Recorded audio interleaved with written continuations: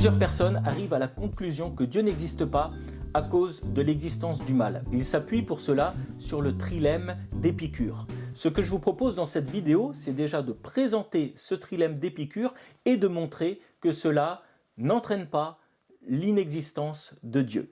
Dans cette vidéo, pour préciser les choses, je vais parler du côté logique. Est-il logiquement possible que Dieu existe malgré le mal dans le monde? Je ne parle pas ici de l'aspect plus expérimental, plus émotionnel, plus existentiel du problème du mal et de comment faire face au mal au regard de la foi.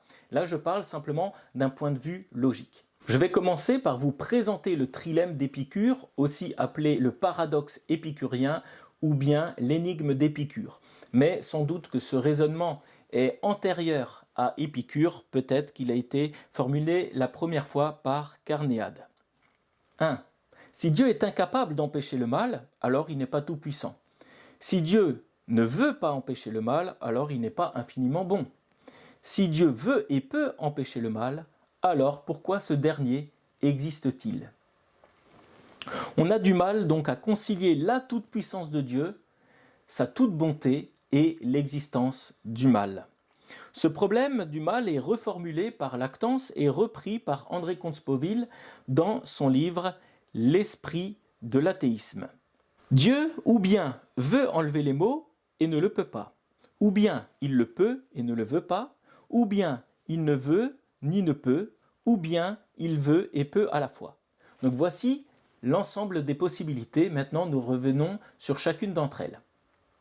S'il veut et ne peut pas, alors il est faible, ce qui n'est pas conforme au caractère de Dieu.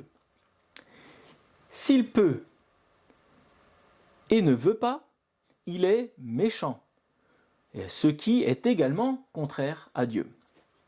S'il ne veut pas et ne peut pas, il est à la fois méchant et faible, et par conséquent, il n'est pas Dieu. Et enfin, s'il veut et peut, ce qui seul convient à Dieu, d'où viennent donc les maux et pourquoi ne les supprime-t-il pas? On pourrait aussi le dire plus facilement comme ceci. 1. La toute-puissance de Dieu implique qu'il peut empêcher le mal. 2. La bonté de Dieu implique que Dieu doit empêcher le mal. Or, le mal existe, donc un Dieu bon et tout-puissant ne peut pas exister. En réalité, nous pouvons très bien questionner la phrase numéro 2. La bonté de Dieu implique que Dieu doit empêcher tout mal. Ceci est largement contestable. En effet, ne serait-il pas possible que Dieu ait des raisons morales suffisantes pour laisser courir le mal, même si nous ignorons ces raisons? La bonté de Dieu n'implique pas obligatoirement que Dieu supprime tout mal, parce qu'il est possible que Dieu ait des raisons morales suffisantes pour laisser courir le mal, même si nous ignorons ces raisons dans bien des cas. Et puis je dirais, pour contester cette phrase numéro 2, il y a aussi le facteur temps, parce que nous entendons souvent la bonté de Dieu implique que Dieu doit empêcher tout mal immédiatement. En effet, un jour, la Bible l'annonce, Dieu supprimera tout mal dans le monde à cause de sa bonté. Mais il le fera un jour et ce jour n'est pas encore arrivé. Je pense qu'il est important d'attendre la fin de l'histoire pour pouvoir juger de sa cohérence. Nous pouvons donc compléter la triade, donc Dieu est tout-puissant, Dieu est parfaitement bon, l'existence du mal, par une autre proposition qui est au minimum possible. Je ne dis pas qu'elle soit pleinement satisfaisante, mais elle est au minimum possible, et cette proposition est que, à chaque fois qu'un mal se produit, Dieu a une raison morale suffisante pour laisser ce mal se produire, même si nous ignorons cela.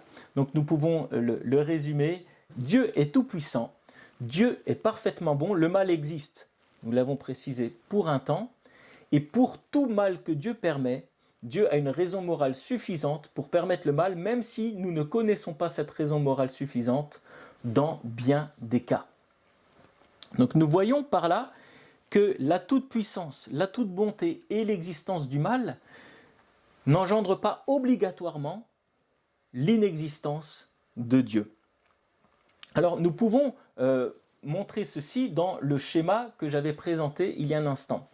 Donc, prenons le cas où Dieu peut empêcher le mal, mais ne le veut pas, c'est parce que Dieu a une raison morale suffisante pour permettre le mal, même si nous ne connaissons pas cette raison morale suffisante dans bien des cas.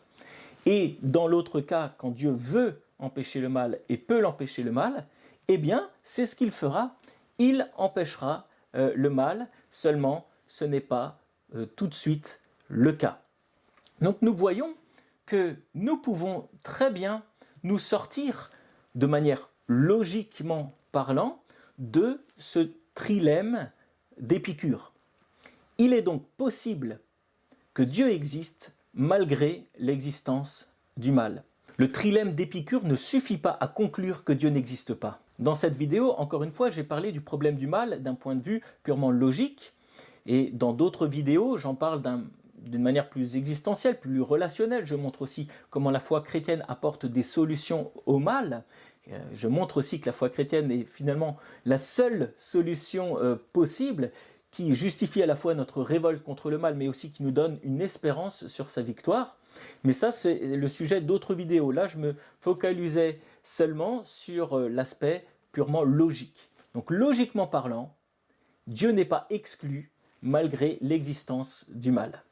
J'espère que vous m'avez suivi jusqu'ici et je vous donne rendez-vous pour une prochaine vidéo. À bientôt.